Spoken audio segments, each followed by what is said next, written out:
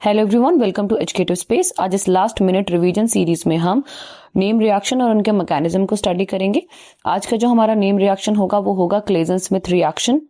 अगर हम Claisen-Smith reaction की बात करें तो इस रिएक्शन में जो आपका रिएक्टेंट रहेगा वो आपके कार्बोनिल कंपाउंड होते हैं, लेकिन ऐसे कार्बोनिल कंपाउंड जिनके पास अल्फा हाइड्रोजन एटम नहीं होता। अब हमने इससे प्रीवियस वीडियो में एल्डोल कंडेंसेशन देखी थी, तो वो उन्हीं में होगा जिनके पास अल्फा हाइड्रोजन एटम है। बट ऐसे कार्बोनिल कंपाउंड यानी एल्डिहाइड, कीटोन जिनके पास अल्फा हाइड्रोजन एटम नहीं है वो क्लेजन-स्मिथ रिएक्शन को फॉलो करते हैं। तो अगर हम बात करें मीडियम की, तो इसका मीडियम भी मोस्टली बेसिक होगा। हम NaOH सोल्यूशन का इस्तेमाल कर सकते हैं, सोडियम हाइड्रोक्साइड का, और हमने ये बेस थोड़ा सा माइल्ड लेना है, बहुत ज्यादा स्ट्रॉन्ग बेस हमने नहीं लेना है।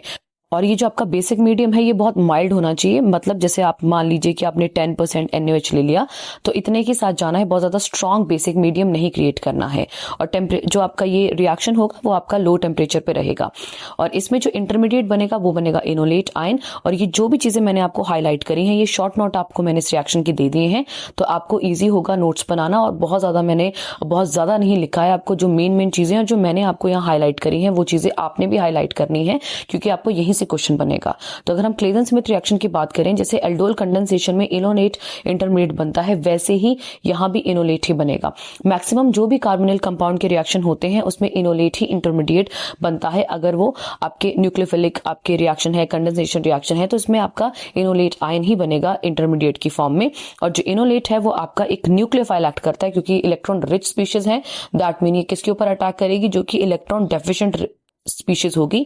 मतलब ये इलेक्ट्रोफिलिक कार्बन एटम, जो कि कार्बोनिल कार्बन एक इलेक्ट्रोफिलिक कार्बन होती है, क्योंकि उसके साथ ऑक्सीजन डबल बॉन्ड के साथ लगा होता है, जो कि अपनी तरफ सारे के सारे इलेक्ट्रॉन लेके जाता है, जिसके कारण इस कार्बन के ऊपर पॉजिटिव चार्ज और ऑक्सीजन के ऊपर नेगेटिव चार्ज आता है। ये जो आपकी कार्बन है इसी को बोलते हैं electrophilic carbonyl carbon, aldehyde ketone में जो प्रेजेंट होती है। उसके बाद कुछ नहीं करना है, बस एक प्रोटोनेशन करानी है और उसके बाद आपका बीटा हाइड्रोक्सी एल्डिहाइड या कीटोन आपको मिल जाएगा। बीटा हाइड्रोक्सी क्यों? क्योंकि बीटा पोजीशन पे OH ग्रुप लगा रहेगा। और उसके बाद फर्दर इसमें डिहाइड्रेशन होती है, जिससे आपको अल्फा बीटा अनसैचुरेटेड कंपाउंड मिलते हैं। अल्फा और बीटा दोनों ही कार्बन के पास क्या रहता है? आपके पास फंक्शनल ग्रुप रहेगा, यानी डबल बॉन्ड रहेगा। और अगर आपको मैं बता दूं कि अल्फा और बीटा कार्बन क्या होती हैं, तो मान लीजिए कि आपको एक कंपाउंड दिया है, इसके साथ कोई भी कार्बन लगी होगी, जो हमारे पास यहाँ फंक्शनल ग्रुप दिया है उसके बगल में लगी हुई कार्बन को हम अल्फा कार्बन बोलते हैं, और इसके ऊपर जो लगे हुए हाइड्रोजन है वो अल्फा हाइड्रोजन कहलाएंगे। और मान लीजिए अगर यहाँ एक और कार्बन का एटम लगा है तो हम इसे बीटा कार्बन बोलेंगे, और बीटा कार्बन पे ऊपर लगे हुए हाइड्रोजन को हम लोग बीटा हाइड्रोजन बोलेंगे। सबसे पहले हम क्लेजन-स्मिथ रिएक्शन का एक जनरल रिएक्शन देखेंगे, जिसमें मैंने ये एल्डिहाइड लिया है। Basically it is formaldehyde. इस फॉर्मे एल्डिहाइड के पास आपकी कोई भी अल्फा कार्बन नहीं है, और इसका रिएक्शन मैं करवा रही हूँ एक एसिटे एल्डिहाइड मॉलिक्यूल के साथ, जो कि आपका NaOH यानी बेस की प्रेजेंट में रिएक्शन होगा। मैंने सोडियम हाइड्रोक्साइड लिया है, और रिएक्शन आपका लो टेम्परेचर मतलब रूम टेम्परेचर में भी हो सकता है। ये हो जाएगा रिएक्शन रूम टेम्परेचर पे।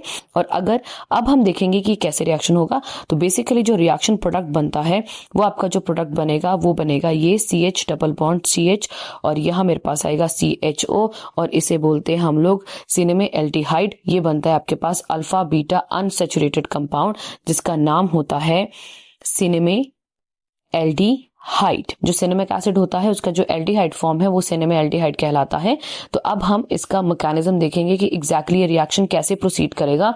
तो मैकेनिज्म की बात करें तो सबसे पहले हम स्टेप 1 में इनोलेट आयन की फॉर्मेशन करेंगे। तो सबसे पहले इनोलेट आयन बनेगा। इनोलेट आयन जो हमने एल्डिहाइड लिया था, यहाँ एसिटे एल्डिहाइड लिया था, उसका बनेगा। तो इसमें क्या है आपके पास, ये है हमारी अल्फा कार्बन्स। अल्फा कार्बन के ऊपर आपका क्या करता है? बेस अटैक करता है, जो कि रिएक्शन आपका रिवर्सिबल होगा। इक्विलिब्रियम रिएक्शन रहता है। तो ये जो बेस है यानी जो सोडियम हाइड्रोक्साइड का OH नेगेटिव आयन है वो इसके ऊपर अटैक करेगा। तो अटैक कैसे होगा कि सबसे पहले ये जो OH नेगेटिव आयन है ये क्या करेगा? ये जो हाइड्रोजन एटम है, जो अल्फा हाइड्रोजन है, ये उसके ऊपर अटैक करेगा और यहाँ से इसको रिमूव कर देगा और वाटर मॉलिक्यूल बना देगा। और जैसे वो यहाँ से रिमूव करेगा, ये जो कार्बन है, ठीक, क्योंकि ये जो हाइड्रोजन यहाँ से गया होगा इस कार्बन को अपने इलेक्ट्रॉन दे के गया होगा, तो इस कार्बन के ऊपर कौन सा चार्ज आएगा? नेगेटिव। और यहाँ मेरे पास क्या आ जाएगा? CHO molecule. अब अब जो दूसरा एल्डिहाइड हमने लिया था जिसके पास कोई भी अल्फा हाइड्रोजन नहीं थी, अब वो अटैक में आएगा। तो हम जो स्टेप 2 में, अब जब हम स्टेप 2 करेंगे तो ये जो इनोलेट आयन है, जैसे मैंने आपको पीछे बताया, इस इनोलेट आयन के ऊपर आपका एल्डिहाइड दूसरा मॉलिक्यूल अटैक करेगा जिसके पास कोई भी अल्फा हाइड्रोजन नहीं है। तो हमने क्या लिया हुआ था, हमने फॉर्मेल्डिहाइड लिया था C6H5C डबल बॉन्ड OH। मैं इसको ऐसा इसलिए लिख रही हूँ ताकि मैं आपको रिएक्शन मैकेनिज्म शो कर पाऊं। तो अभी हमारे पास क्या आएगा कि ये वाली जो ऑक्सीजन है ये ज्यादा इलेक्ट्रोनेगेटिव है, तो ये अपने पास सारे इलेक्ट्रॉन लेके जाएगी और इसके ऊपर नेगेटिव चार्ज आएगा और ये कार्बन पॉजिटिवली चार्ज हो जाएगी। और अब ये जो नेगेटिवली चार्ज कार्बन है इस पॉजिटिवली चार्ज कार्बन के ऊपर अटैक करेगी, क्योंकि ये न्यूक्लियोफाइल था इनोलेट आयन, और ये इलेक्ट्रोफाइल के ऊपर क्या कर रहा है, अटैक कर रहा है। और जैसे ही अटैक होगा ये भी रिएक्शन आपका रिवर्सिबल ही रहेगा। तो आपके पास क्या बनेगा, हमारे पास बनने वाला है, यहाँ आपके पास क्या आएगा, C यहाँ सेंटर पे था, ऑक्सीजन मेरे पास यहाँ नेगेटिवली चार्ज थी, इस कार्बन के ऊपर ऑलरेडी हाइड्रोजन एटम लगा हुआ था, इसके एक तरफ C6H5 ग्रुप लगा हुआ था, और यहाँ जहां से हमने यहाँ से जोड़ा हुआ है तो ये हमारे पास ये कार्बन आ रही है, यहाँ रखी जाएगी, यहाँ मेरे पास ये हाइड्रोजन यहाँ, और यहाँ मेरे पास मेरा एल्डिहाइड फंक्शनल ग्रुप अटैच होगा जो कि ये वाला मॉलिक्यूल था। तो ये आपके पास एक और बीच में जो इंटरमीडिएट है वो फॉर्म हो गया।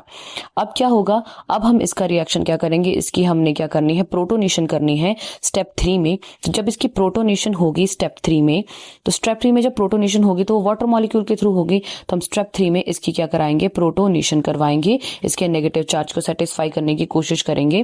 तो ये भी रिएक्शन आपका कैसा रहेगा, इक्विलिब्रियम में रहेगा। तो हमारे पास जो मॉलिक्यूल था वो कुछ इस तरह से मॉलिक्यूल था जो हमने अभी लिखा। तो यहाँ हमारे पास आएगा, यहाँ O नेगेटिव क्या था, आपके पास ऑक्सीजन थी, और यहाँ मेरे पास क्या था, C6H5 ग्रुप लगा हुआ था। अब यहाँ इसकी प्रोटोनेशन होगी H2O, यहाँ का जो H पॉजिटिव आयन है उसके ऊपर ये ऑक्सीजन अटैक करेगी और OH नेगेटिव आयन वैसे ही बेसिकली रिलीज हो जाएगा। तो हमारे पास जो यहाँ फंक्शनल ग्रुप और ये जो कंपाउंड है ये बनेगा वो कुछ इस तरह से बनेगा। तो ये हमारे पास ये कंपाउंड बन गया है। अब क्या होती है, अब इसमें हो जाती है डिहाइड्रेशन। जैसे इसमें डिहाइड्रेशन होगी ये बनेगा अल्फा बीटा अनसैचुरेटेड कंपाउंड। अब डिहाइड्रेशन का क्या मतलब है, यहां से जो आपकी एक कार्बन है इससे आप हाइड्रोजन ले लीजिए और दूसरी बगल वाली कार्बन से आप क्या लीजिए, OH ले लीजिए। अब ये दोनों वाटर की फॉर्म में रिलीज हो जाएंगे और आपके पास क्या बनेगा, अल्फा बीटा अनसैचुरेटेड कंपाउंड। तो यहाँ बीच में कौन सा बॉन्ड आएगा, डबल बॉन्ड, यहाँ हाइड्रोजन ऑलरेडी थी, यहाँ भी डबल बॉन्ड आएगा और ये बन जाएगा C6H5। This is called cinnamaldehyde. तो ये आपके पास लास्ट जो आपका प्रोडक्ट है ये फॉर्म हो जाएगा। तो आज इस वीडियो में हमने क्लेजन स्मिथ रिएक्शन के बारे में पढ़ा, उसके रिएक्शन को देखा, उसके मैकेनिज्म को देखा। और अगर आपको ये वीडियो हेल्पफुल लगी होगी तो इसे जरूर शेयर करें। चैनल पे नए हैं तो चैनल को सब्सक्राइब करें और आने वाली वीडियो की नोटिफिकेशन के लिए बेल आइकन पर क्लिक करें। और अगर आपको कोई भी और टॉपिक समझना है तो आप मुझे कमेंट बॉक्स में कमेंट कर सकते हैं। जल्द से जल्द आपके लिए वीडियो बना दी जाएगी। Thanks for watching.